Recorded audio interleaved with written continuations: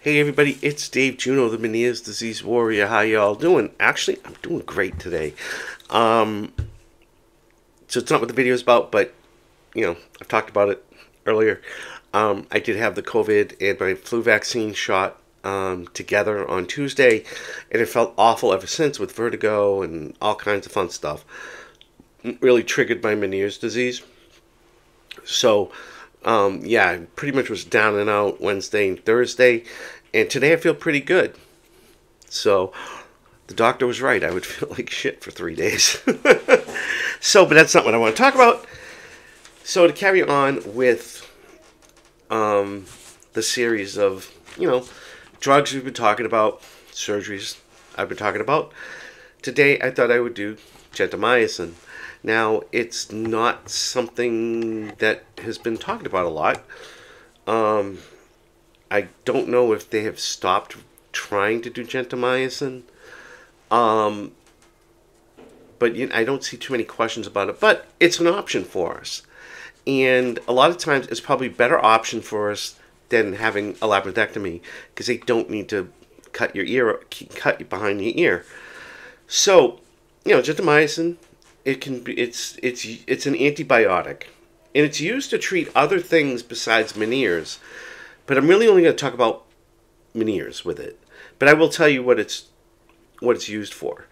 It's an antibiotic used to treat the inner ear, also for blood infections, sepsis, UTI, urinary tract infections, lung infections like pneumonia, and meningitis. Okay, it's used for that. And those are used through an IV, pretty much, from what I've learned. But that's not what we're going to talk about. We're going to talk about how it's used in the inner ear. Now, in the inner ear, it's used to reduce vertigo attacks, basically. And it's used to destroy the balance function in the inner ear. Okay, that's the cochlear and all that stuff.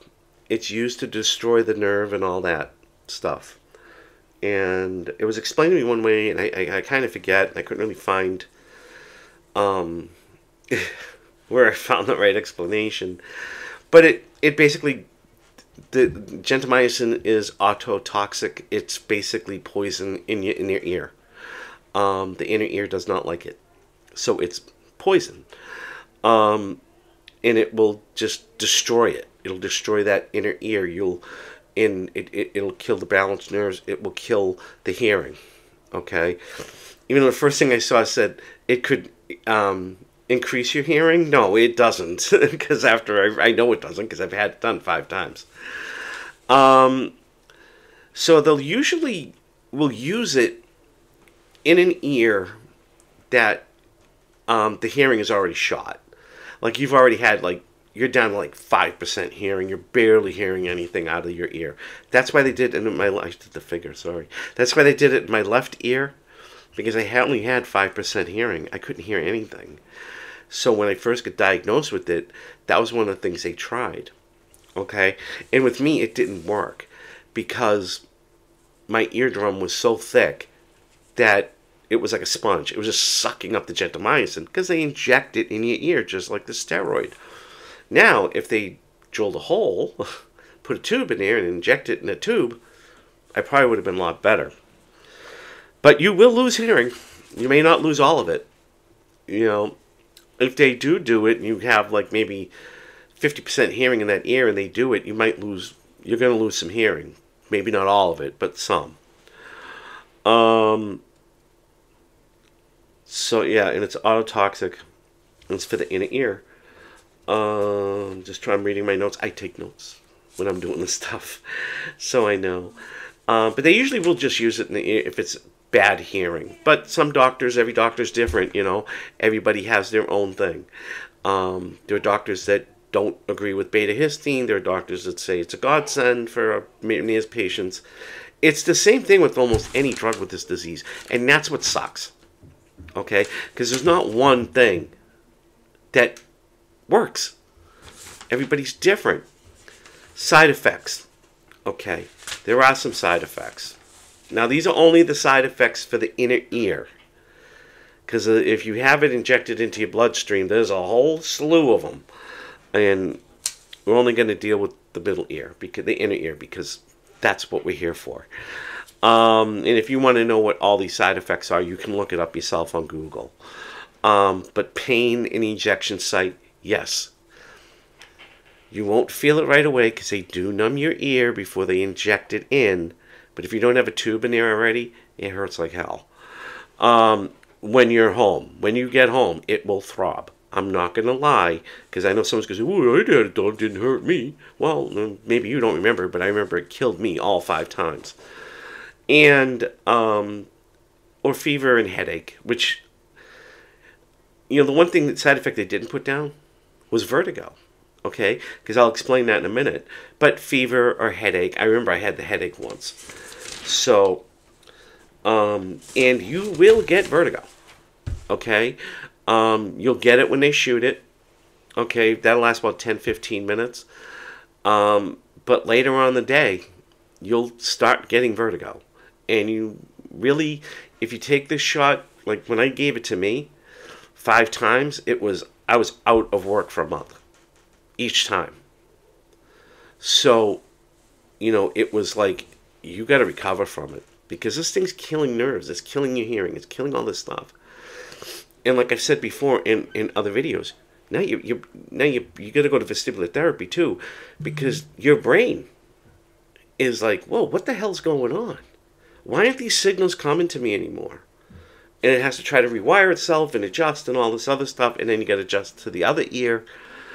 So, yeah, plan on taking some time off of work. Don't think you're going to take a shot and go back to work the next day. I mean, is it possible? Yeah, but I remember the first couple of times, I had 5 of them, and literally after when they were going to try for the 6th one, that's when they wanted to send me to another doctor, and they wouldn't let me go back to work because the vertigo was just so damn bad, and it wasn't getting better.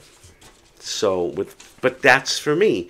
Now, I know a lot of people who have taken the gentamicin shots, and if it's helped the vertigo the first shot. Sometimes it takes 2 shots. Sometimes it takes 3 shots. Normally, most doctors will do 3. For some reason, my doctor wanted to do 5. And I talked to a woman the other day she had 10.